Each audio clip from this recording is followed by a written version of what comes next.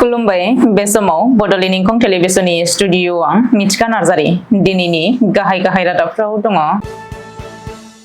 15 आगस्टनि सिगां डक्टर हिमन्त बिश्व शर्मानि मन्त्रि सभाखौ सोलाय-सोल' खालामगोन। कौटिपति एमपिफोरजों आबुं लकसभा 523 नि गेजेराव 504आ कौटिपति। चिराङाव गिख्रंथाव बुथारनाय जाथाय, फिसाया बिसिखौ बुथारनानै फबनानै दोनदों। आसामाव दैबानाजों जिउ गोमानाय सुबुङा सा 25 सिम बांबाय। जिआरपिआ 10 केजि गान्जा जब्द खालामनो हादों। बिल्डिंआव अर नांनानै सासे चौकीदारनि जिउ खहा। आयेन बेरेखायै तिर खेला गेलेनायनि दायाव 3 सुबुङा ग्रेप्तार। दानिया फैदोनि आबुं रादाबाव।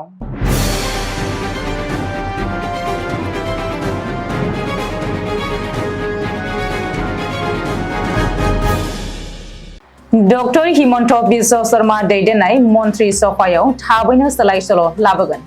15 आगस्टनि सिगां हिमन्त बिश्व शर्माया मन्त्रि सभाखौ सोलाय-सोल' खालामनाय जागोन।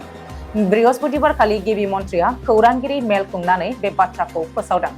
खौरांगिरि मेलाव गिबि मन्थ्रिया मन्त्रि सभायाव सोलाय-सोल' खालामनायजों लोगोसे गुबुन गोनांथार बाथ्रा फोसावदों आरो 2026 नि बिधानसभा बिसायख'थिया गोहोआव फैफिननो हानाय बायदियै थांखि लानाय जागोन होननानैबो बुंथिदों।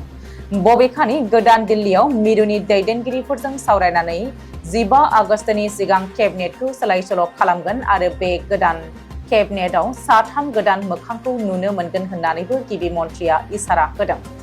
मख'नो गोनांदि बे खेबाव फैबाय थानाय 2026 मायथाइनि बिधानसभा बिसायख'थिखौ नोजोर होनानै मन्त्रि बिबान होनाय जागोन आरो 2026 नि बिसायख'थियाव बिजेपिआ 100 निबो बांसिन मासि देरहानायनि थांखियै गोख्रों खामानि मावगोन होननानैबो गिबि मन्थ्रि डक्टर हिमन्त बिश्व शर्माया खौरांगिरि मेलाव रोखायै बुंदों। बबेखानि लकसभा बिसायख'थिनि रिजाल्ट बायदियै बे समाव मोन 93 मासिफोरखौ देरहाखाबाय आरो आद्रा थानाय मोन 7 मासिनि थाखाय फैबाय थानाय समफोराव जोबोद थुलुंगानायजों खामानि मावगोन होननानैबो गिबि मन्थ्रिया बुंदों। 2024 मायथाइनि लकसभा बिसायख'थिनि गासैबो हाबाफारिया जोबलांबाय। बिसायख'थिनि फिथाइ फोसावनायनि उनाव एनडिएआ थामथि खेबनि थाखाय सोरखार दानोल' दङसै। रिपर्ट बायदिब्ला 2019 मायथाइनि रुजुनायाव बे खेबाव कौटिपति एमपिफोरनि अनजिमाया बांदों। 2014 मायथाइयाव करोड़पति एमपिफोरनि बिबाङा 82 जौखोन्दोमोन। 2019 मायथाइयाव बेयो 88 जौखोन्दोमोन आरो बे खेबाव कौटिपति एमपिनि बिबाङा 93 जौखोन्दोसिम बांदों। मख'नो गोनांदि 2024 मायथाइयाव 543 एमपिफोरनि गेजेराव सा 504 सोद्रोमायानो कौटिपति। बेखौबो मख'नो नांगोनदि बे खेबाव एबा 2024 मायथाइनि बिसायख'थियाव सायख'जानाय सा 543 एमपिफोरनि गेजेराव दोहोनिसिन 3 सोद्रोमाया एनडिएनि। दोहोनिसिन एमपिनि फारिलाइनि जौसिनाव अन्ध्र प्रदेशनि गंटुर बियाबनिफ्राय देरहानाय टीडीपीनि बिजाथि चन्द्रशेखर प्रेमासानी। चन्द्रशेखर प्रेमासानीनि गासै सम्पथिया 5,705 कौटि रां। बेनि उनाव नैथियाव दङ तेलेंगानानि सेबेल्ला बियाबनि बिजेपि एमपि कंडा विश्वेश्वर रेड्डी। कंडा विश्वेश्वर रेड्डीनि गासै सम्पथिया 4,568 कौटि रां। बेनि उनाव 1,421 कौटि रांनि सम्पथिजों थामथि फारिलाइयाव दङ हारियानानि कुरुक्षेत्र बियाबनि बिजेपि एमपि नवीन जिंदाल। 2009 मायथाइनिफ्रायनो कौटिपति एमपिफोरनि बिबाङा लासै बांगासिनो। 2009 मायथाइयाव सा 58 एमपिआ कौटिपतिमोन। चिरां जिल्लानि भारत-भुटान सीमा ओनसोलनि आमगुरि पुलिस थानानि सिङाव थानाय जनता बाजार ओनसोलाव बयखौबो सोमोनांहोनाय बुथारनाय जाथाय जादों। फिसायानो बिसिखौ बुथारनानै गोथै सह'खौ फबनानै दोनदों। बे गिख्रंथाव बुथारनाय जाथायनि 13 सान उनाव बृहस्पतिबारखालि सोराङाव फैदों बे बुथारनाय जाथाया। मिथिनो हानाय बायदिब्ला जनता बाजारनि सनापुर गामिनि थागिबि 60 बोसोर बैसोनि गावराव नार्जारिया गावनि नैथि बिसि 45 बोसोर बैसोनि हाइथि नार्जारिखौ बुथारनानै न' उनथिंनि गय बागानाव फबखुमानानै दोनदोंमोन।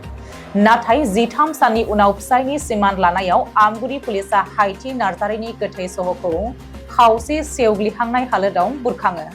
बेनि उनाव पुलिसा गावराव नार्जारिखौ एरेस्ट खालामदों।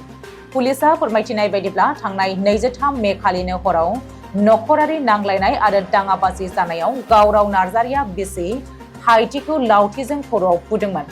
बे जाथायाव 3 फिसाजो आरो सासे फिसाज्लानि बिमा हाइथिया जाथायसालियावनो जिउ गोमादोंमोन।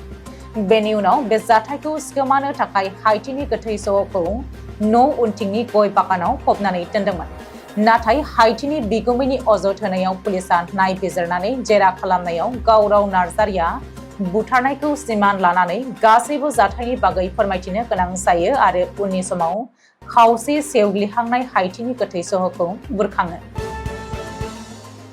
Assam state disaster management authority सुंद'यै ASDMA नि रिपर्ट बायदिब्ला आसामाव गिख्रंथाव दैबानायाव जिउ गोमानाय सुबुंनि अनजिमाया 25 सिम बांबाय। रायजोनि मोन10 जिल्लानि 459 गामिफोरा दासिमबो दै सिङाव गोदोनानै दङ आरो गासै 4,23,000 सुबुंफोरा गिख्रंथाव दैबानानि थासारियाव मोगा-मोगि जानांदों। दासिमबो दैबानानि गोहोम गोग्लैनाय जिल्लाफोरा जादों काछार, नगाव, करिमगन्ज, धेमाजि, मरिगाव, हजाइ, डिब्रुगड़, डिमा हासाव, हाइलाकान्दि आरो सोनाब कार्बि आलं। मख'नो गोनांदि लान्थ्रियो अखा हाबाय थानायनि जुनै बुरलुंबुथुर, कपिली आरो कुसियारा दैमानि दैया दासिमबो खैफोद सिमानि गोजौआव बोहैदों। नगाव, काछार, हजाइ आरो करिमगन्ज जिल्लायाव दासिमबो दैबानानि गाज्रि गोहोमा सोलिगासिनो। जाउनाव 1.08 लाखनिबो बांसिन सुबुंफोरा आथिखाल सोरखारा फसंनाय गुबुन गुबुन मोन 240 रैखाथि बादाफोराव थानांगासिनो आरो इमारजेन्सि सिबिथायफोराबो सोलिगासिनो। मोनसे गोख्रों अपारेशन खालामनायाव सोरखारि रेलवे पुलिसा बृहस्पतिबार मोनानि समाव गुवाहाटी रेलवे स्टेशनाव गोबां बिबांनि आयेन बेरेखा गान्जाखौ जब्द खालामनो हादों। सुलुङाव फोरमायथिनाय बायदिब्ला बेफोर गान्जाखौ train number 14619 DN Tripura Sundari express गारियाव गोख्रों सिग्रोमनानै हमनो हायो। बेजों लोगोसेनो गान्जानि फालांगि खालामग्रा 3 दायनिगिरिखौबो ग्रेप्तार खालामनो हायो। जिआरपिआ दावबायारिफोरनि माल-माथानि गेजेराव सोखोमानानै लाबोनाय 15 पेकेट गान्जानि लिरथायखौ गासै 10.228 किल'ग्राम जागोन होननानै सन्देह खालामनाय जादों। महाराष्ट्रनि पुनेआव बृहस्पतिबार मोनानि समाव गंसे बिल्डिंआव अर नांनायनि जाहोनाव फ्ल'रआव उन्दुनानै थानाय सासे चौकिदारा जिउ खहा जायो। अदेबानि गासै 42 फरायसाफोरखौ खुनुरुखुमै जिउ रैखा खालामनो हायो। बे जाथायनि बागै खौरां हरनायनि उनावनो अर खोमोरग्रा दमखल गारिया गोख्रैयैनो नुजाथि फैनानै जोंब्लावखांनाय अरखौ 45 मिनिटनि गेजेरावनो खोमोरनो हादोंमोन। सुलुङाव फोरमायथिनाय बायदिब्ला अरा सेथि थालायाव नांदोंमोनब्लाबो उनाव गोसारलानानै नैथि फ्ल'रावबो नांहैदोंमोन। अर खोमोरखांनायनि उनाव अरजों खामथारजानाय चौकिदारनि गोथै सहखौ दिहुननानै लाबोनो हानायजों लोगोसेनो गाहाय थारनि फ्ल'रआव थानाय गासै 42 फरायसाफोरखौ फायार ब्रिगेडआ रैखाथियै बाहेरायाव लाबोनो हानाय जायो।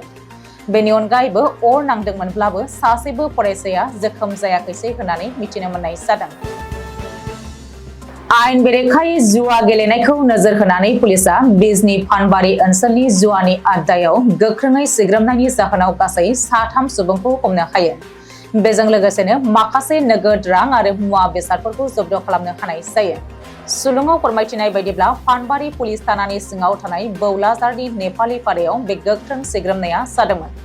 ग्रेप्तार खालामनाय दायनिगिरिफोरखौ फारियै बौलाजारनि जुग्या सेत्री 48 बोसोर, अनन्जित कापली 28 बोसोर आरो नवापारानि रणदीप बर' होननानै सिनायथि मोननाय जादों।